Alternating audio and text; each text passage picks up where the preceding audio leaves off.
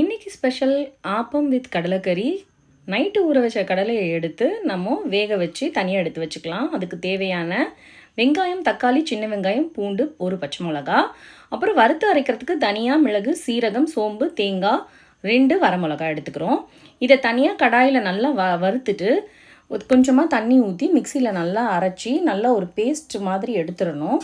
எடுத்து அதை தனியாக வச்சிடணும். அதுக்கப்புறமா நம்ம சின்ன வெங்காயம், தக்காளியை மட்டும் திரும்பவும் கடாயில் ஒரு நல்லா வதக்கிட்டு அதையும் திக்கான ஒரு பேஸ்ட்டாக அதையும் எடுத்து வச்சிடுறோம். ஸோ நம்ம இந்த 2 பேஸ்ட்டையும் தனியாக வச்சிடுறோம்.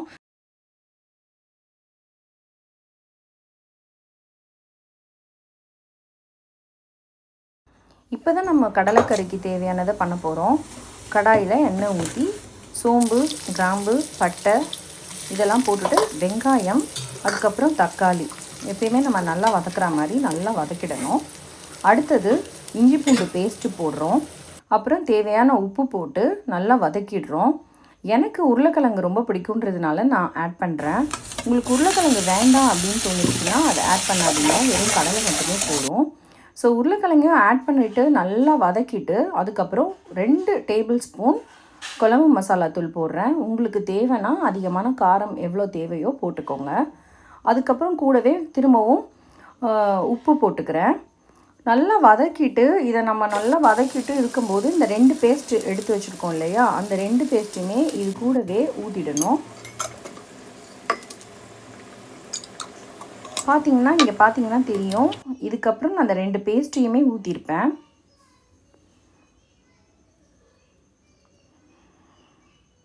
அப்புறம் உங்களுக்கு தேவையான அளவு தண்ணி ஊற்றி இதை நல்லா ஒரு கொதிக்க வச்சிடணும். கொஞ்சமாக தண்ணி ஊற்றிக்கோங்க.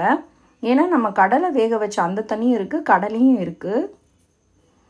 ஸோ இதை நல்லா இது பண்ணிவிட்டு பெரட்டி விட்டுட்டு நல்லா அதோட தண்ணி எல்லாமே அந்த அரைச்ச மிக்ஸி தண்ணி எல்லாமே நான் ஊற்றிட்டேன். அப்புறம் நான் கடலை தண்ணியும் ஊற்றி ஆட் பண்ணிவிட்டு நல்லா ஒரு 10 மினிட்ஸ் கொதிக்க விட்டீங்க அப்படின்னா கெட்டியாக ஒரு கடலைக்கறி குழம்பு நம்மளுக்கு கிடச்சிடும்.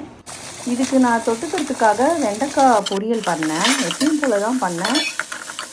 ஸோ என்னோடய பெரிய பொண்ணுக்கு லஞ்ச் பாக்ஸ் தயாரிக்கிறதுக்காக நான் கடலைக்கறி குழம்பு, வெண்டைக்காய் பொரியல், பைனாப்பிள், கொஞ்சம் நட்ஸு இவ்வளோ தான் இவங்களோட லஞ்ச் கட்டிட்டேன்.